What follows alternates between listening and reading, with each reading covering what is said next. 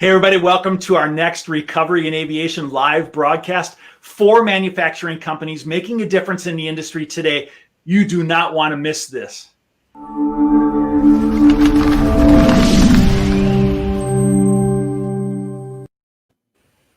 Hey, today we're going to have an exciting time where we have 4 manufacturing companies that we're going to talk to and what they're doing in the industry. And I have a co-host with me today, and it's Dean Cameron from Top Drawer Media. How are you, Dean? Doing great, Mark. Doing great. Dean has a magazine, which is Northwest Aerospace News. Dean, really quickly at the beginning here, I want you to tell me about your magazine and how we kind of put all this together. You bet. Well, one of the things, I have a 28-year background in commercial aerospace manufacturing and saw the need to be able to develop a magazine that really brought out the manufacturers, the people that are building parts that go on the aircraft, as the primary content of the magazine. So we write about companies that make parts and provide parts to the industry, and we distribute the magazine worldwide. Great, fantastic. And Dean, how many subscribers do you have today? We are at about 8,200 subscribers worldwide. 8,200. It's thousands of companies that you work with. And that's really the resource pool that we've been drawing on in order to be able to bring these people to you today. And Dean has graciously brought 4 people together today with us, that we're going to present to you, that we're going to have a great conversation with. And it's all focused on growth in aerospace and recovery in aviation. Now, Dean, you also have an advertising agency, of course, as a magazine. And so, hey, as people watch this, just a plug for Northwest Aerospace News, you can reach out to Dean and you can be part of these kind of things in the future as well, right? Yes, absolutely. Happy to help. Very good. Hey, listen, we're going to jump right in. You are not going to want to miss this. We have some really exciting discussions that we're going to have today. I'm going to have you be introduced to the very first company. We're going to run a little video, and then we're going to jump right in. The passenger. What we do is for them, for their comfort, their safety, the total experience. Presenting Jamco Premium Class Seating. With Journey Evo and Venture, Jamco is offering something new. Our Boeing 787 Dreamliner Premium Class Seating has been aligned spatially, structurally, and aesthetically. This combination of beauty and function was made possible through an extraordinary collaboration between Jamco and Boeing. It's a collaboration that began by recognizing that ideal seating would be tied to cabin design. Our vision is to harmonize aesthetics, form, and function, beginning with an advanced design that balances the interior of the aircraft, aligning all aspects spatially, structurally, and aesthetically. We've given space back to the passenger through a better utilization of the cabin. Seat architecture integrates with the aircraft, pushing limits where it makes sense. Eye-catching curves complement the aircraft, and seat ergonomics and technology provide passengers a refreshing experience. Both the Journey Evo and Venture feature innovative materials and a design that lowers total cost of ownership through less weight, fewer part counts, and less maintenance, all while refining and improving the passenger experience with smarter use of storage, direct aisle access, full flat beds, and current amenities and entertainment. Together, the Journey Evo and Venture elevate the premium class seating experience and improve value. Produced by a proven leader in the industry as a Boeing Supplier of the Year, Jamco's Journey Evo and Venture Seating. Hey, welcome. Hey, Jeremy, how are you today? I'm fantastic, and thank you, Dean. And thank you, Mark, and Digital Aircraft and Northwest Aerospace News. It's a true pleasure to speak with you today. Hey, Jeremy, tell us a little bit about who you are and what Jamco America does. Absolutely. Again, my name is Jeremy Hunter. I'm a Senior Sales Manager at Jamco America. We're part of Jamco's global corporation who specializes in products and services for commercial aircraft interiors. And these products range from lavatories, galleys, premium class seating, to a number of other interior components, as well as a series of services from testing, engineering, certification. We have an FAA as well as technical publications. So we can truly offer a turnkey service to the airlines. Fantastic. Well, hey, listen, we're really excited about digging in a little bit deeper. Hey, I'm not really sure about airplane. I love airplanes and I love all about airplanes, but interiors impact every one of us. Okay, and Jamco makes such a big difference in providing interiors for the airplanes. Hey, I want to tell you something real quick, Jeremy. The last full year that I traveled, I flew 486,000 miles. Okay, and the only way I did that was by sleeping in the airplane 2 or 3 nights a week. Okay. I spent a lot of time laying in some seats. Do you think I probably was in some of your seats? Very well, could have been. I mean, we're flying on Singapore A350s, we're doing 787s on KLM, a number of seats, and indeed, passengers need that space. Yeah, fantastic. Well, listen, I want to remind people out there watching is that this is a live broadcast, and we actually have the ability to get comments and to be able to answer questions you might have online. So we're going to jump into a discussion about what Jamco America does. And if you have some questions along the way, just let us know. So, hey, we're going to jump into the very first topic here as we talk about Jamco America. And it's really the thing which is really the closest to us that you just said, is that we're looking at a bunch of seats here right now. Can you tell us a little bit about these seats, Jeremy, what we're looking at here? Happy to, Mark. So with respect to Jamco America and Jamco Corporation, I mean, our foundation, we design laboratories and galleys for the interior. But in recent years, we found there was a need for working in the seating industry. And so we entered that with premium class seating. And we're focused at this point with business class and first class seating products, as you see on screen here. And we really made a concerted effort to focus on what the airline and the passenger both need. We want total lower cost of ownership and maximize passenger value. And so we did that in a number of ways, with efficiency with the design, fewer part count, less weight for fuel savings, reducing gaps for the look and feel of the seat and for cleanliness. And so it's been well received in the industry, and we have a number of products already, and we're really happy about them. All right. Well, hey, now where's your company located? Yeah, so Jamco America is located in Everett, Washington, and we again are a part of Jamco Corporation, located based in Tokyo, Japan. But we are a global network with a number of facilities around the world. So where's the manufacturing of seats like this done? Well, the great news, Mark, is that we have the ability to manufacture both in Tokyo, but specifically, for example, the Venture seat that you saw in the video at the onset of the broadcast. That is actually fully manufactured at Jamco America right here in Everett, Washington. Oh, wow. That's fantastic. That's great. Hey, Dean, how did you get to know Jamco? What is your relationship with Jamco and Jeremy?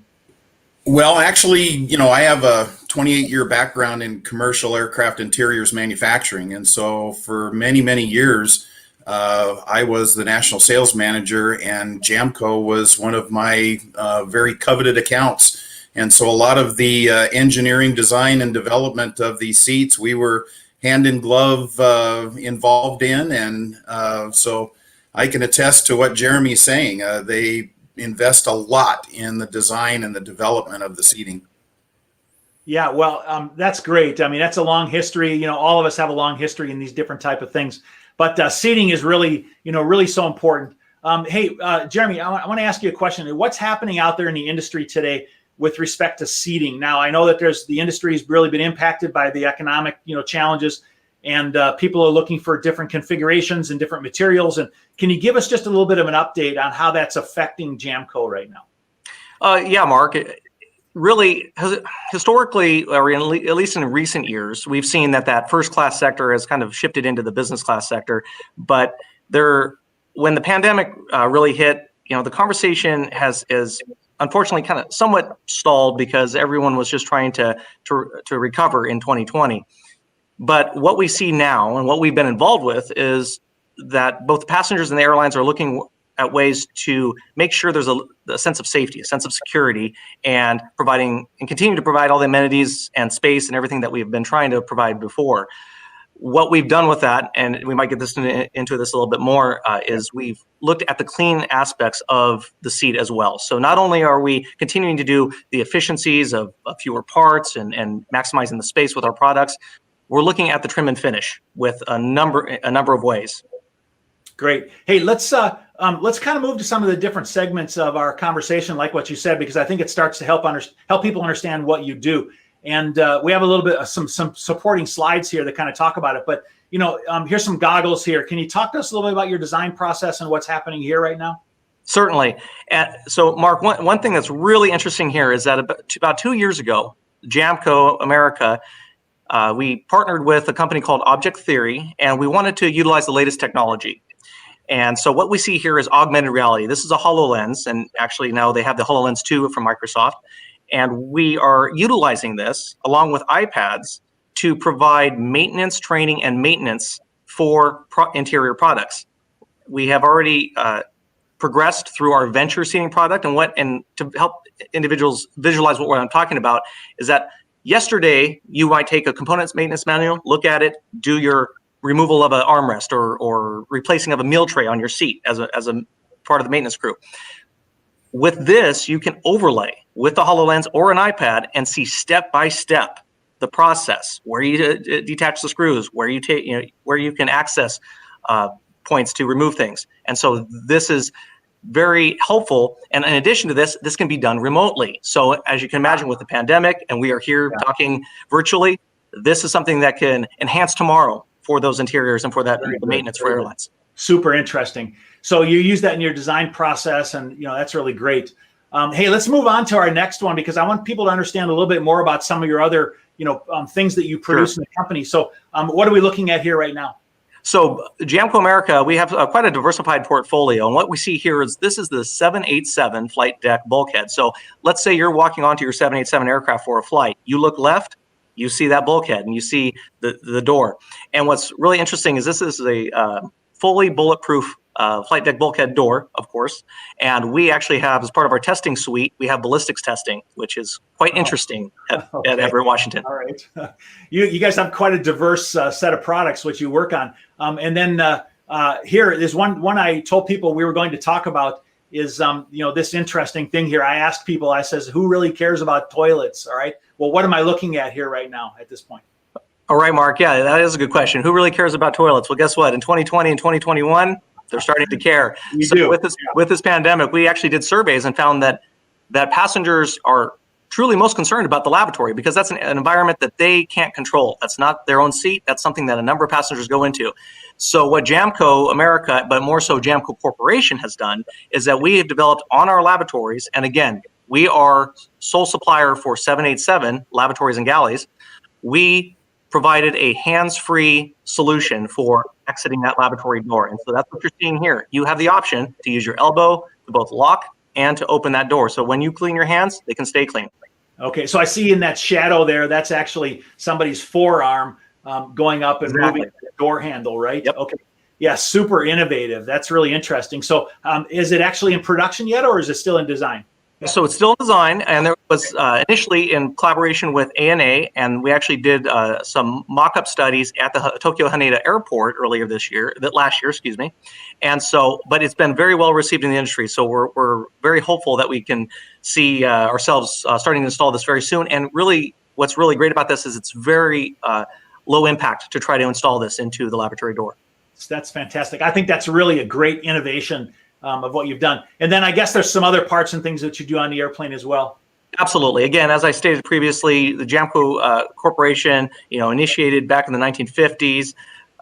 We as a corporation are known for our galleys and lavatories. And so Jamco America, we are somewhat, as you can imagine, a finish house for lavatories coming in specifically for the Boeing related aircraft.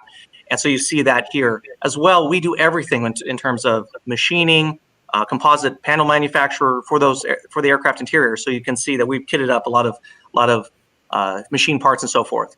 And then so you're a real full service kind of an operation, so basically, would it be safe to say that pretty much everything in the interior you guys do, or is there things you don't do, or? Yeah, it's safe to say that we have the capability, right? And so we really have a focus. Monuments, dog houses, partitions, joggle partitions, 16G forward flight attendant seat partitions. We've done, seats, labs, galleys, the works. And then we've done some isolated, for example, sidewalls, bins, and so forth. But yeah, we have the capabilities to truly do everything if called upon to do so. Got it. Hey, so for the people watching today, is it how has the economy impacted your company, and what are you guys doing about it? What are you doing differently today? What advice can you give to people that this is what we're doing in order to be able to grow growth in aerospace, during this time? What is your company doing to grow right now at this time? Yeah, it's a very good question. So we are all impacted tremendously by this pandemic, and Jamco America specifically, as well as Jamco as a corporation, we know that this is not the last of a severe impact that could occur in this aerospace industry. So what we are looking at is, as you saw on the previous slide, we have at Jamco America a series of services: testing, machining, the works. So with that, we can offer more than just isolating ourselves to the full turnkey interior solution. We can offer pieces of that. So if things need to be machined, or testing, maybe material strength testing. So we're evaluating everything from defense, space, other areas as well, just to make sure that we truly diversify our portfolio further. And so we have the capabilities, we're trying to use them. Great, good, very good. Hey, listen, 15 minutes is such a short period of time. All we can do is give people a quick flash on who Jamco America is, and that's what our intent was here today. And so if people want to follow up with you, what's their next step? What's their next action? Absolutely. Easily to get a hold of. I think my information is going to be shown below, but also you can go to Jamco America News and follow us on LinkedIn. We daily provide updates as to what we're doing and the latest progressions that we have as a company and as an organization. We are on Twitter as well. And so we just look forward to support the industry, because we know we can get out of this pandemic, and we will be in the years to come. Good. Jeremy, one of the things that excites me about the industry right now is there's a lot of people that are working really, really hard to create innovation, to figure out how to grow and how to help one another within the industry. And I really see Jamco America as being a company that's really doing that right now. And so listen, everybody watching out there, reach out to Jeremy, reach out to him at his email address that you just saw there on the screen, and continue this conversation. LinkedIn, email, on the website. But Jeremy's got so much to be able to tell. We only gave him a couple of quick minutes to be able to share, what they do. And they're an exciting company that have a lot to offer. So as an airline or as a supplier or anybody, if you want to talk to Jeremy about, how you could go forward in doing business with Jamco Americas, reach out to Jeremy. Hey, Jeremy, thanks for joining us today. I really appreciate your participation in this broadcast today. Thank you, Mark. Thanks, Jeremy. Thank you very much. Very good. Yep. All right, Dean, that was quick and fast, but we actually have 3 more to go here today. Yes, we do. Have to hand off the football to someone else. Yeah, let's do it. All right, okay. Let's go into our next one. Everybody, hang tight. We're going to give you a little video, and you're going to be able to see some really cool stuff about interiors and exteriors of airplanes.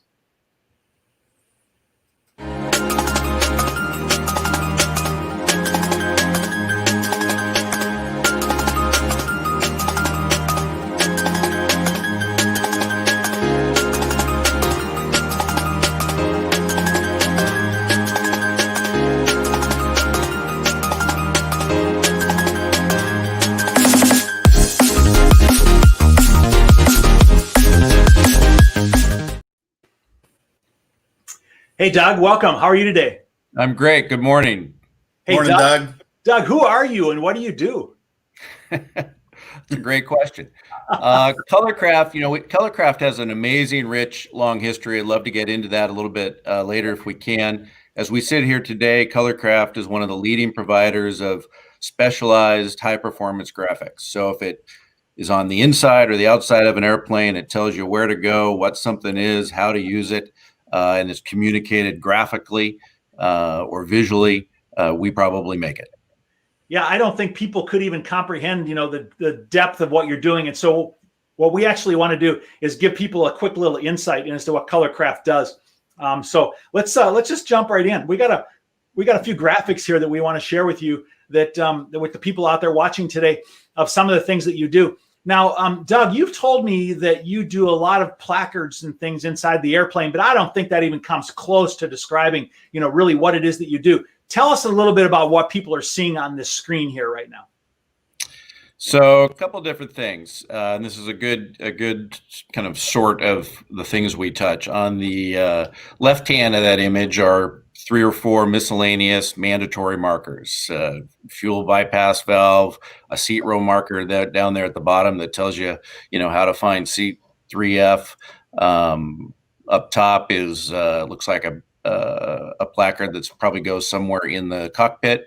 Upper right-hand corner is a graphical overlay. You can see there's a little transparency there. That's an overlay we would have printed and manufactured here for probably a tier one supplier into the supply chain, who's making some sort of electronic equipment that would become a subcomponent of. And down below, we do a lot of that sort of work. It's direct printing by our folks on complex components manufactured by somebody else. So somebody has a design and they're making that part you see in the lower right hand. It needs to be part marked in a way that can endure the conditions that might exist in some sort of harsh environment. We have processes where we can mark those for them that way. So you're not just printing stickers. No, and it's funny. That's what when you're always tested when you have to explain what you do to your children. I think it's the best thing. They for years thought this business was a sticker company, and even though most of what we do is on the inside of the aircraft or the cockpit, or on mechanical components in the aircraft, all they really care about is when we put a Pixar Toy Story character on the tail of an aircraft with some giant graphics. Yeah, we're going to get to that one in a minute. So, but hey, I want to remind our viewers out there is that, hey, if you're watching this broadcast today, hey, I see we have a lot of comments and a lot of people watching out there. You might want to just drop a comment in this live broadcast and tell us where you're watching from. And if you have a question that we can ask, we might just pull up your question and be able to answer it, online here. Because I think that the people that we're talking today just have a lot of really interesting information, to engage with. But Doug, I want to come back to your process here real quick. Tell me, what types of methods do you use to actually create these things? Is it all just printing, or is there engraving, or what are you doing to create the placards that you're creating? Yeah, so it's the full range. There's a lot of requirements that are kind of built into specs in most of the OEM supply chains that we obviously follow. But really, it runs the range from screen printing on Lexan or some other plastic or a vinyl, all the way to chemically etching steel identification plates and paint filling them. So really, it is, and we also digitally print. It is every form of printing that you can imagine, usually tailored to the environment and the use that the placard will be used in. Yeah, right. And so you're basically doing things which will, of course, meet the manufacturer's specifications, but they range from things which can be exposed to the elements or to high heats or to cold or different things. They have to obviously last. And then we all see them, inside the aircraft. We should be paying attention to them when they say, there are 4 exits, one before the wing and after the wing. Well, are you making those kind of exit signs, like that as well? Yeah. So everything from the smallest placard inside a LAV to the control panel in an Air Force aircraft that's the graphical interface is used to lower the aerial refueling boom. Really, you name it. If it tells you where to go, how to use something, identifies something, we're involved. Okay. The backlit sign in the aircraft that tells you when to wear your seatbelt or not. Right. So somebody sells that. We work for the company that makes that enclosure, but we work with them to provide the graphical treatment on that. Someone like your previous guest, Jeremy, is a great customer of ours, Jamco, and our product is on a lot of their products. We talk about building products for harsh environments. I don't think there's a harsher environment than a bored kid on a flight who's picking at the placard on the seat back right in front of them. So we do a lot of real world testing on things like that. Yeah. Hey, Doug, we have a lot of people that watch this broadcast from all around the world. It's really amazing what the internet does for us, and we have people, that have checked in from around the world. But I have somebody here in Bangalore, India, who has asked a question, and I want to throw it up on the screen real quick here. They're asking, will LED displays slowly overtake the printing? What are your thoughts on that? Yeah, I think the short answer is yes, over time it will. And we're absolutely involved in that and heading down that road. In reality, I don't think it will overtake it in its entirety. We are still building parts for Air Force aircraft that are 40 years old, and we're still building to that original design.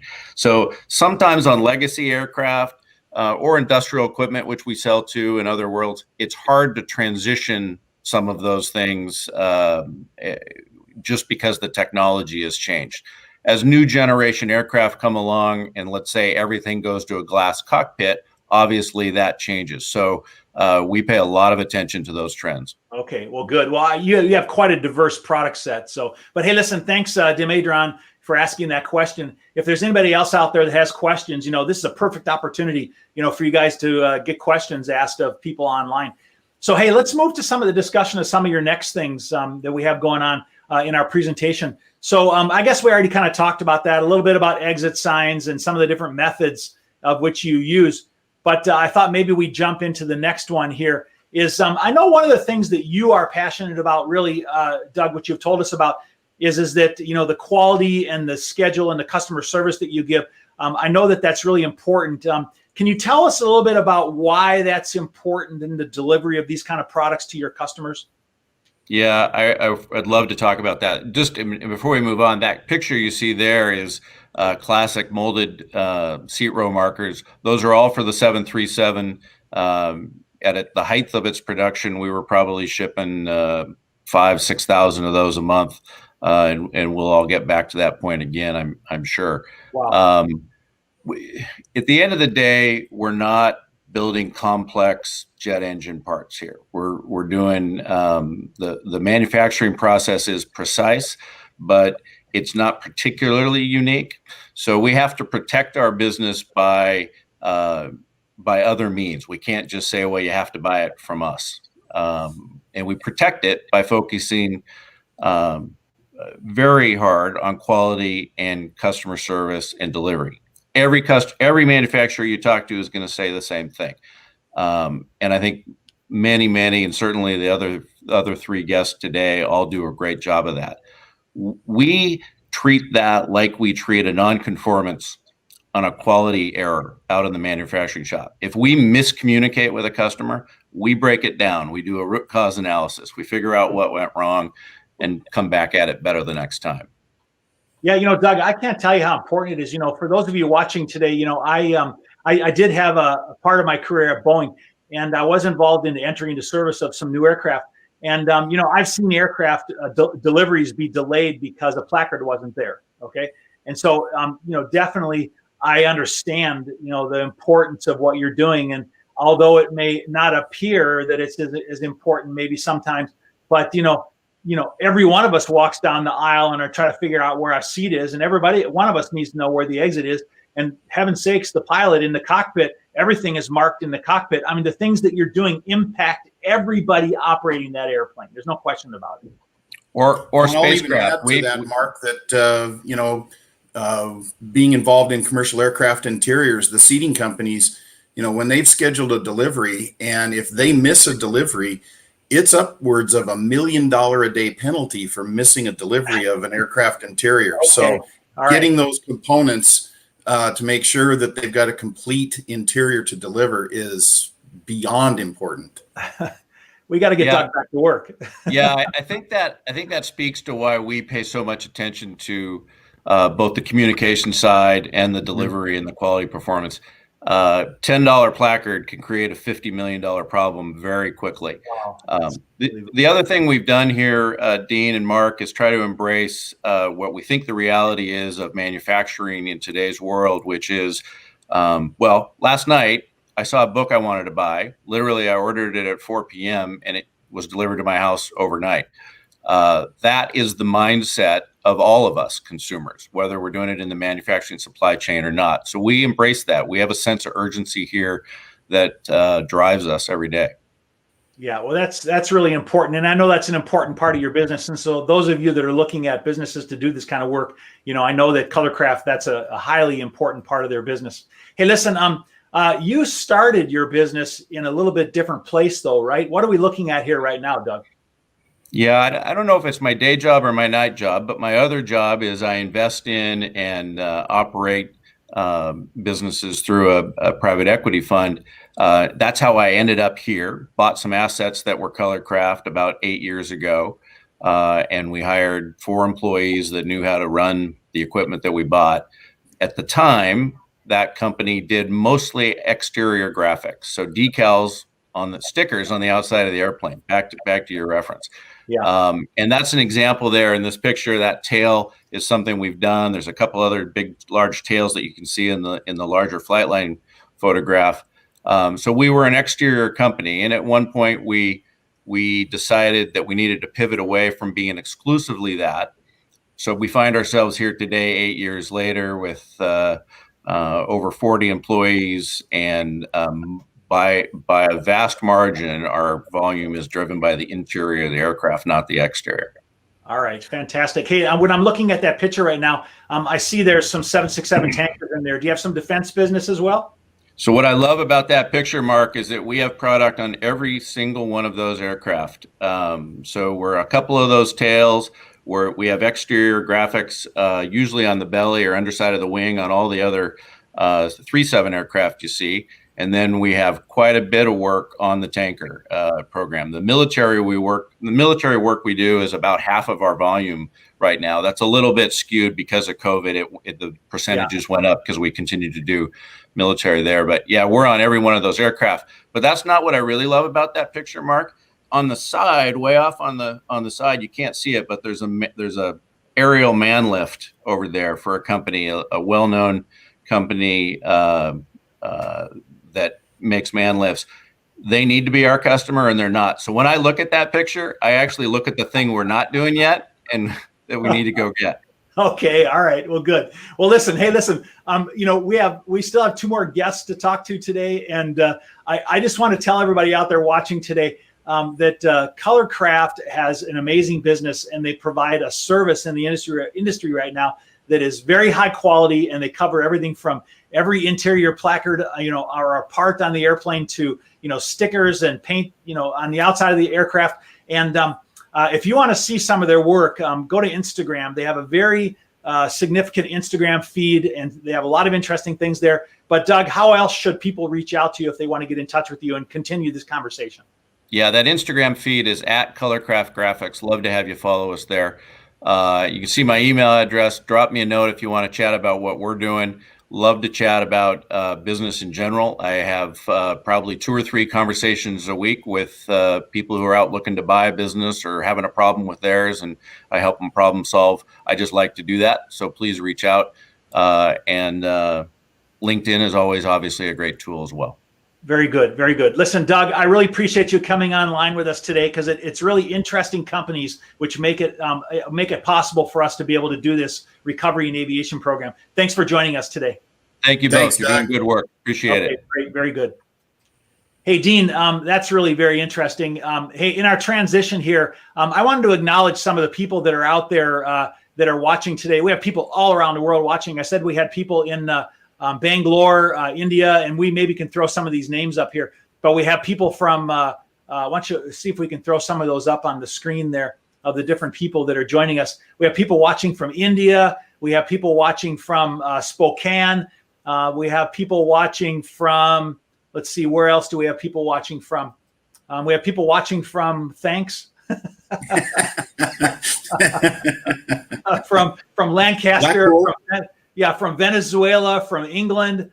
We have people, Gabriella. Yep, there we go. But thank you for watching. No question about that. People watching from Renton and just all over the world. I got to tell you how much we appreciate it, because, with the viewership that's around the world, we're actually trying to work really hard to drive toward recovery in aviation and give people a platform to be able to get their message out around the world. That's really why we're doing this. Dean, I know that that's really an important subject to you, right? Absolutely. We're a band of brothers, if you will, from an industry standpoint, and creating a healthy, it is a world economy. And so creating those business connections and those opportunities, no matter where they're located, is beneficial for our region as well as theirs. Right. Hey, Dean, I know you started an initiative this year where you're asking people to send information about their companies to you via email, and you're sharing it, from the aviation aerospace industry. Give a quick plug about what you're doing and how people can leverage connecting with you and sharing information out there in the industry. Absolutely. So if you are on LinkedIn and go #Aerospace Industry Daily, if you connect to that hashtag, we are doing a daily promotion of aerospace companies to our thousands of followers on LinkedIn. You can also reach me with details at dean@northwestaerospacenews.com. And we'd be happy to share your company. Like we're doing right now, we want to make sure that we give exposure to the industry and help the trajectory of this recovery. Yeah, fantastic. And I appreciate you doing that, Dean. Hey, Dean, I just am so blown away at how much people we have watching this. I mean, I have people that just joined from Nigeria and from Rwanda. And, literally we have representation from all around the world that watch these broadcasts. And because people are so interested in the subject of helping recovery in aviation, because it's transportation that connects us. And that's really my passion, is really connections with people and, through transportation and commerce. But Dean, let's go into our next broadcast segment. For those of you watching, we have 2 more interviews left here today. And we're going to go ahead and jump into another short little quick video to give you an intro. And we're going to introduce our next guest. Let's go.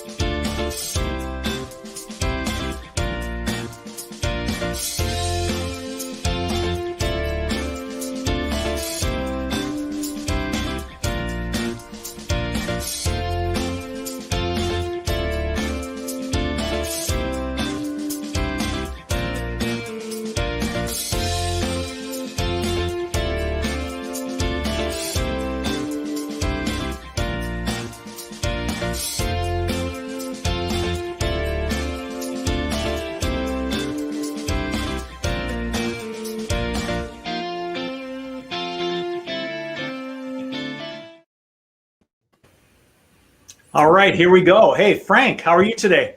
Good morning. I'm doing well. Thanks for having me here today. Very good. Good morning, Frank.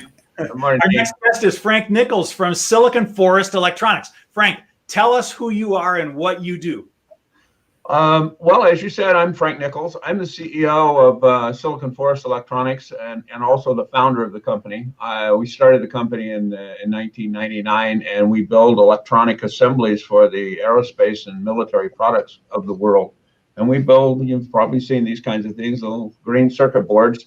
That's specifically, those are the designed by customers, and we build those. Excellent, excellent. Hey, we want to dig in a little bit more about this because I'm not so certain that everybody really understands the importance of, printed circuit boards, because, they're not hanging out on the front of the airplane, are they? No, they're not. They're all over the airplane. Actually, we build products that are in the cockpit avionics and display systems, within the cabin systems themselves, the interfaces that happen to be with the passengers, and most importantly, those fuel controllers and things that feed the engine and keep it flying in the air. So we are from stem to stern part of the aircraft in one form or another. Hey, can you imagine how many circuit boards must be being used today for us to be able to do this broadcast? I mean, I can't even imagine. I can't imagine either. Everything we touch today has some level of electronics associated with it.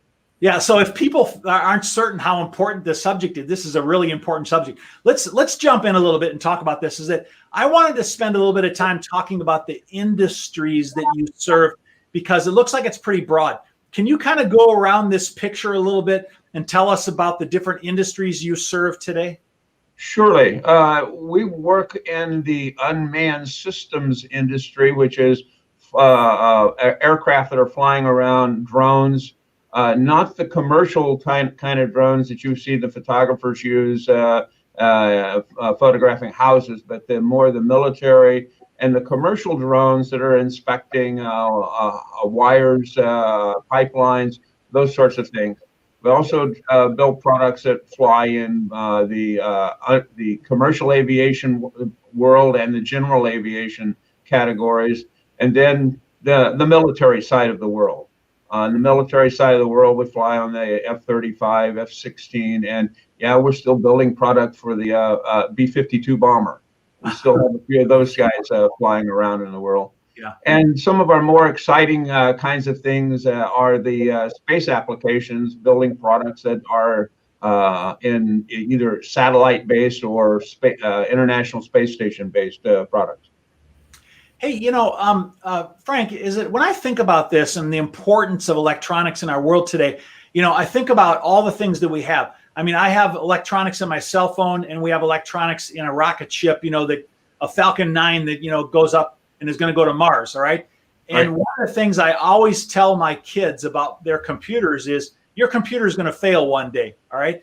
I mean, how do you manage reliability in such a challenging environment where there's such a diverse set of products where you actually have to put something into a rocket that's going to Mars, for example?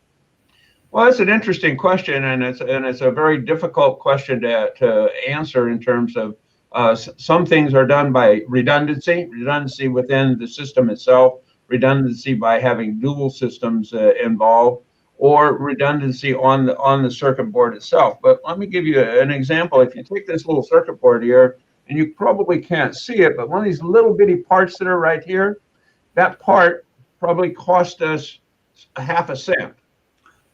Now, that half a cent part, if it decides to give up the ghost and go away, that circuit board goes down, that circuit board goes down, that system goes down, that system goes down, that aircraft goes down. Not a good thing. And so we spend a great deal of time making sure we have sourced parts that are highly reliable, gone through a significant amount of testing, and then are applied on the circuit board in ways in which are the highest possible quality. So let me ask you this then: is how do you manage that quality within your facility? What is different about Silicon Forest Electronics that makes your products quality? So there's two effects that happen within that are systems level. We have our AS9100 certification, which is our quality system, and the quality system looks at what we do across the board in terms of managing the high quality expectations as an output. And then as a secondary certification, we're certified by NADCAP, which is the National Aerospace and Defense Contractors Accreditation Program, and that looks at the processes. So if you're looking vertically at our systems in the AS9100 world, then the NADCAP world looks at it horizontally from the processes and tells you specifically and precisely how each process must be controlled to produce the highest quality and the highest reliable product. Yeah. Hey, Dean, I have a question for you. Dean, you work with a lot of manufacturers out there today. You must see a real wide variety and quality that exists out there, don't you? Well, absolutely. I think it was said earlier, I think companies strive, or virtually all companies strive, to have a robust quality system, but it's not easy to implement these systems. They're very complicated and they're very thorough, and that's why you have outside resources doing the auditing, is to make sure that you're doing what you say you're doing. And so, where Frank is talking about being AS9100, that's a very thorough quality system, and to be certified to that is no small task. Hey, the NADCAP program is another difficult task to achieve, especially for a small company. We're only 86 people here, and there are only 8 companies within the United States that are currently NADCAP certified for electronics. So it's a very rigorous process, and it doesn't come cheap. It takes a lot of time and effort. Yeah. Well, exactly. That should tell us something then. If there's only 8 companies that are certified in the United States, I mean, that should tell us a lot about your company. Frank, to be clear, it was only 8 companies of our size, of under 100 million. Oh, there okay. Bigger companies are, but just the small guys aren't. Okay, thank you. Hey, Frank, is it what would cause somebody to choose Silicon Forest Electronics, over somebody else? What are some of the reasons why you exist today in the marketplace? Well, beyond the quality side of it, because that's our number one leading interest that we bring customers in for. but it is the service that we provide, the connectivity and the partnerships that we create with our customers. And it's more than just a partnership based on personalities. It's a partnership based on understanding of delivery needs and meeting those needs. And I believe one of the gentlemen earlier talked about a $10 problem creating a $50 million delivery problem, and that's a very real situation. So we have to understand that 99.9% on-time delivery is terribly important in this world. So, Frank, if I were to ask you, is that if somebody's watching out there today, what type of person would consider engaging and doing business with you? What type of business, just give me an idea of somebody watching. They should say, I should call Frank and talk to him about something, Well, typically, we don't do work directly for the Airbuses and the Boeings of the world, although Boeing is one of our customers. Our customers are a tier below that, a systems designer, and we are a supporter of that systems designer as a second tier down in terms of a manufacturer. We are a manufacturer. You, Mr. Customer, get to design it. You, Mr. Customer, then get to sell it to the Boeings of the world. And so that's kind of where we fit in that overall system. If you are interested in selling to the public down at the Home Depot, we're probably not the right kind of guy for you. So we're not a mass producer. Our production runs are, in the 20 to 50 to 100 to 150 kinds of numbers on a weekly basis. Okay. Well, hey, listen, Frank, it's not even possible for us to even crack the surface on what you guys can do and what your capabilities are, in a short 15 minutes. So if people want to reach out to you and continue this conversation, what's the best way for them to do that? Well, certainly connect with me directly through an email. Connect me up with you in LinkedIn. Our website at siliconforest.com is always available, and you can hit the sales button there, and you will go to our general manager, Jay Schmidt. So no problem. Just give us a call. We'll discuss what your needs are, and we'll figure out how we can meet them. Fantastic. Frank, how long has your company been in business now? I started the company in '99, and so we've been at it for 21 years. 21 years. I mean, that says a lot for the business base that you've created in the different industries, and the fact that you're delivering products, in a very demanding environment. That says a lot about your company. Congratulations. And I really encourage people watching out there today to reach out to Silicon Forest Electronics and consider them as part of, your manufacturing process. And we look forward to your growth in 2021, Frank. Thank you. Thank you for having me here today. Thank you, Frank. Great. Thanks. Yep. Bye. Hey, Dean, it's just so very interesting. You have so many connections with so many people in your business. It just surprises me, all the different types of businesses, that you work with. Well, and it's 28 years in the business. And, a lot of times, we were involved in higher level assembly work. And so a lot of these people were subcontractors. And like Frank, we didn't do business direct with Boeing or Airbus. We supplied the people that supplied Boeing and Airbus. And so it's amazing how many of, these people that and their capabilities go into an assembly, because in the industry, they want to pull it out of a box and install it. They don't want to have a line putting all the pieces together. So that's really helped me develop these relationships over the years. Yeah. Wow. Hey, listen, we have people watching from all around the world still, and I just want to tell you that we have one more interview coming up, and we're really excited to have the next one with us. And we're going to run another video to give you a little introduction, and then we'll jump right in to the interview. Let's go.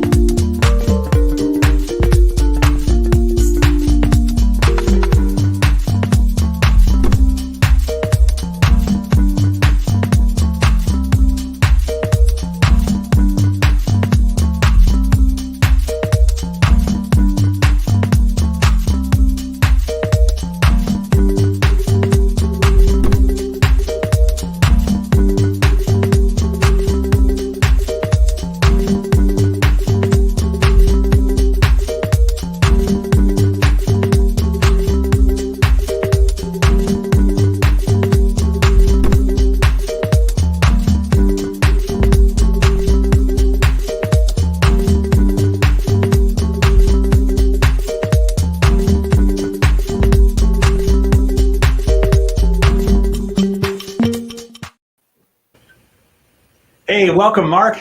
Good morning, Mark and Dean. Thanks for having Morning, me. Mark. Good to see How you. how are you today? Doing well, thank you, and Great. appreciate you having us. And want to say welcome to all the people from around the world that are here. Yeah, no kidding. Yeah, yeah. Hey, listen, Mark, tell us who you are and what Acrofab does. So Acrofab is a full-service sheet metal fabricator, assembler, and located here in Eastern Washington. We originally started in 1979 serving the dot-com industry and kind of morphed over time. We have 150,000 square foot of manufacturing space and a couple hundred employees, and do everything from discrete parts to higher level assemblies and inventory programs.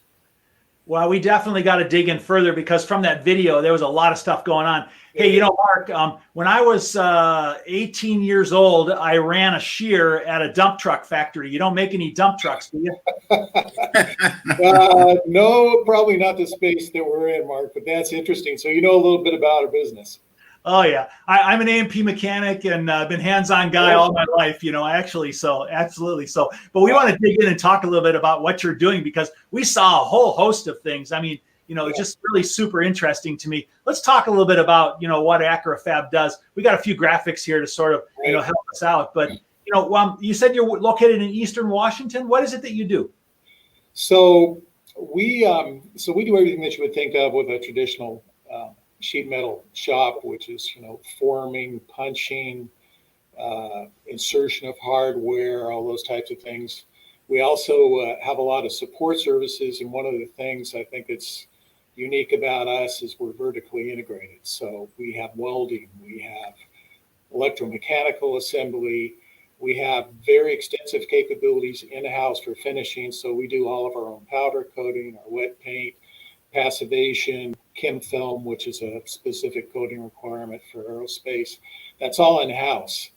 And so that allows us to not only have better control over quality, but obviously to help by not having to rely on other people's timeframes, we can manage our delivery schedules better as well. Got it. Mark, one of the things that I was impressed with when we talked, and this picture represents that, is that you provide a pretty broad range of services. You don't just take a set of plans and cut up metal and weld it together. You actually have a very broad range of services. Can you help me understand the breadth of those services by kind of walking through some of the images in this picture? Sure. So if you see on the left side of your screen there, a gentleman with a screwdriver. So we do everything from individual parts to what would be called lower level assemblies and then to higher level assemblies. And that includes, taking all our parts, putting them together. In some cases, we may be adding, electrical connections or hydraulics and doing full assembly work. And then you see in the center of the screen there, you've got the CAD services on top. We have a full team of engineers here. And we actually collaborate a lot with customers on design for manufacturing to help either improve performance or do cost reductions. And then in the lower part there, you see our Amada CNC punch, which will take a full 4x8 sheet. It's got a 35 tool changer, and which, by the way, we have one of the largest tooling libraries on the West Coast for punching, which means that if somebody comes to us and they've got different geometry on their parts, we very likely already have an existing tool. So they not only don't have to pay for that tooling, but there's not lead time involved. We already have it sitting right on our floor. And then you look in the right side, again, you see more assembly work, and you see our painting line. We have both a wet paint and powder coat line that are fully automated, high speed, and high production. Well, Mark, one of the things I thought was really interesting is because you're not just a shop that does the manufacturing. I mean, I can come to you with a set of requirements, and you can do engineering design, you can do the manufacturing, you can do the finishing, you can do the assembly, and so it provides that full range of services, right? Right. And the other piece that we offer is we do a lot of vendor managed inventory programs. We have just one of our customers that has 1,000 part numbers that we manage. And so you also have a warehouse. Yes, right. So we serve kind of and that helps to even out the flow of product And our manufacturing philosophy, speaking of flow, is typically what's called a one flow. So one piece flow. So we, instead of batching parts, each part goes through each step individually.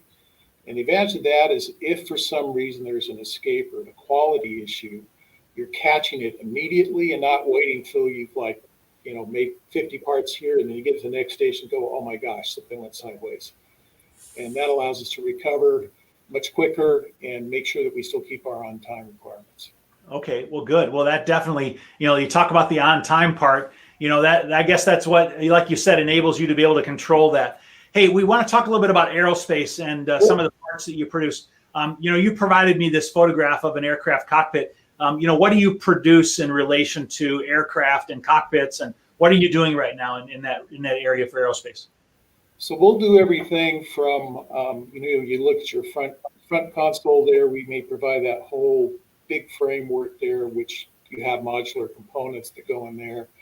We make a lot of the enclosures for the modular pieces of instrumentation that go in there as well. We can do things, probably the chairs there. Some of those frameworks are going to be sheet metal components.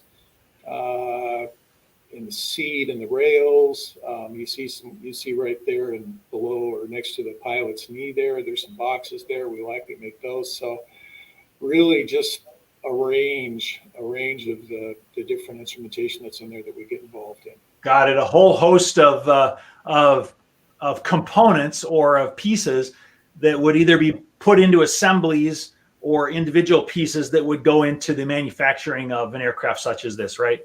Right. In some cases, we may do some of the assembly work as well, adding the knobs and some of the other Okay. components. Very good. Well, that's really very interesting. Hey, how long has the company been in existence? Well, we started in 1979, and that was really the company was founded to service a pretty robust telecommunications industry that was here in the area. And we rode that wave till that kind of started to go downhill a little bit, and pivoted into aerospace, got our AS9100 certification. We do work for a couple of the major tier one suppliers in the industry, and a host of other companies that are a little bit more specialized, which we call tier 2 or tier 3 manufacturers. And this is your primary facility? This is our one and only facility right now. We're always, I think like a lot of people right now, where there's disruption in the industry, we're always looking for acquisitions as well. And the company's very strong financially. We had one of our best years from a profit standpoint ever last year, which I think is a pretty good accomplishment in this environment. Well, I definitely want to dig into that for a minute. Is there's companies, and that's why we're doing this. Okay, is that there's companies that figured out how to grow and be successful in 2020, and there's those that have struggled. And you're in an industry right now, an aerospace industry, which is definitely struggling in some segments, not all. Many segments are growing right now. Do you have some thoughts on what enabled your company to be so strong in 2020? Well, Doug from Colorcraft mentioned, the defense sector, and that has probably been one of the few sectors, as opposed to commercial aerospace, that's still been going strong, well-funded. So that's been a big help. And then, frankly, we've pivoted in some other industries outside of aerospace. Clean energy is definitely one of those. And there's kind of a mixture there at the moment. We're seeing more electric aircraft technology coming out, and really, I think, a wave of the future. And that is an area that we're definitely focused on. And I think that's a real growth market. Hey, Dean, out of all the companies we've talked to in the last, 3-4 months, we see some that are growing, more than others, and we definitely see this. Have you seen any trends on companies that have been growing, over others at this point, and why? Well, I think Mark brings it up, with commercial aerospace having such a rough year and letting go of a lot of that industry talent has migrated over to new space and satellite and unmanned technology, where, they may have had a planned 5-year growth innovation curve, and now all of a sudden it's been condensed. They have the team players now to really push their momentum and their technology forward. And I'm seeing that, and I'm seeing companies like Acrofab jump on that bandwagon. Electric aerospace is just taking off like crazy. So, Mark, has diversification been important then as part of your growth strategy? Absolutely. Yeah. And Dean mentioned satellite. That's another area that we're getting involved in. And How certainly about space? Are you involved in spacecraft at all? space, yeah, we're talking with those people as well. I think Okay. the satellite commercial space area has got to be something that's It's really growing. You know, Dean has a lot of subscribers in the spacecraft area, you know, of the magazine. And so, you know, there's a lot of those in the Pacific Northwest. And as we're talking to people in this industry right now, we are definitely seeing a lot of shifting into UAVs, into drones, you know, into spacecraft, into satellite. And, you know, there's definitely parts of business aviation and cargo and airline, parts of the airlines, they're doing okay. But, you know, definitely we're seeing some diversification. And that sounds like that's been part of your strategy then, huh? Absolutely. Yeah. Yeah. Hey, Mark, I want to ask you a question. If I were to ask you what you're most excited about in 2021 for, you know, the aviation aerospace industry, how would you respond to that? I think really commercial space, the SpaceX, the Blue Origins, there's just a lot going on there, a lot of activity, a lot of new startups coming up. And I think that's going to be one of the segments that's going to be driving kind of this recovery a lot, Mark. Excellent. That's fantastic. So when Bezos and Elon Musk are watching this broadcast, they should reach out to you for help to build their spacecraft. Elon, happy to help you. That's all I can say. All right. Okay. I'm going to put a hashtag Elon Musk in here and say he's got to talk to Aerofab. Yeah, right. absolutely. Fantastic. Hey, listen, Mark, you know, I know it's a very short period of time and people only get a small view into what you're doing, but I really appreciate you coming on and giving us a view into what Acrofab does. If people want to continue this conversation with you, what's the best way for them to reach out and get in touch with you? Feel free to reach out to me on my email. You don't have to have an existing requirement if you just want to know more about what's going on. Check out our website, check out LinkedIn. All those are great ways to make contact, Mark. Yeah, you know, a lot of times I'll call people up and just ask them what are their capabilities, you know, just to kind of start a conversation and to understand what people are doing. So, hey, listen, if you're out there and you want to know what these guys can do and how it might fit into your future, you know, reach out to Mark and have a conversation with him and just, you know, start a dialogue. You know, who knows where that'll go. Absolutely. Great. Mark, thanks for joining us today. I really appreciate it. Yep. Fantastic. Thanks, Mark. Hey, Dean, thank you for arranging all these people today. There's just so many. Hey, while we still have people that are online, and for those of you that watch this after the live, I want to ask you to do this. Dean is connected to thousands of aviation aerospace manufacturers, literally, okay? And we want to continue to do these broadcasts to be able to help people and companies to be successful in the industry, all right? If you are a company that would like to be featured on this live broadcast, reach out to me, okay? Reach out to Dean. If you are a company would like to be featured in his daily blogs or on LinkedIn, he writes every single day. Send Dean an email. Somebody asked for that email again. Dean, tell us that email again. What is it? Dean@northwestaerospacenews.com. Got it. Okay. And we'll also post it in the comments so people can see that. But the other thing I want to do is I want to ask you to do this. Listen, if you would like to see a particular company or industry featured in this discussion, put it in the comments. Tell us, all right? Share this with your friends and tell us who you would like to see featured in these live broadcasts, because we are going to continue doing this because we are passionate about the success of our aviation aerospace industry, and we are putting a tremendous amount of effort into helping companies to be successful. And we're going to continue to do that throughout 2021. And we're just asking for those of you that are watching to comment and tell us, what do you want to see? You know, where do you want to go? Dean, what would be some of the interesting companies that you would like to see us feature? You know, not the company names, but just the industries that you'd like to see us feature in this broadcast. Well, I think we just touched on it. You know, the new technology of electric aircraft, you know, electric engine technology and new battery technology, new space technology. I mean, hey, we can interview Elon just as well as anybody. All right. Okay. Elon, but yeah, space technology. Pardon me? Join us, Elon. Join us and we'll get you out there because people don't know who you are, right? Jeff is fine too. Yeah. Hey, listen, Boeing and, you know, all the different companies that are doing space, that's definitely an area I've had people ask me about. And so one of the things that we are going to do is we are definitely going to going to try to get some spacecraft manufacturers, on here that we can talk a little bit about what they're doing. Somebody just made a comment here that maybe we could throw up real quick. We had somebody say, I'd like to hear from materials engineers regarding new materials and lightweight purposes. All right, I'll tell you what, LP, we will go out and try to find somebody who can talk about lightweight materials, and we'll see if we can address that subject. We also have Patrick Blue, who just chimed in and said that Patrick would like to hear about space, definitely. And so, if you guys want to hear about different topics and different things on these live broadcasts, let us know. Because listen, our reach is really pretty broad.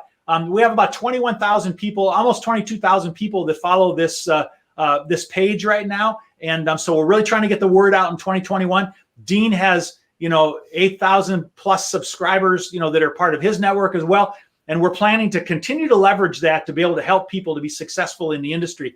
I am absolutely passionate about success in the aviation aerospace industry. From the day my dad stood me on the wing of an air coupe when I was about 3 or 4 years old, I've been hooked on aviation, and I just can't seem to get away from it. Just keeps going and going. I'll also toss out there, our magazine, Northwest Aerospace News. If you go to northwestaerospacenews.com, you'll see a subscribe for free tab up in the upper corner.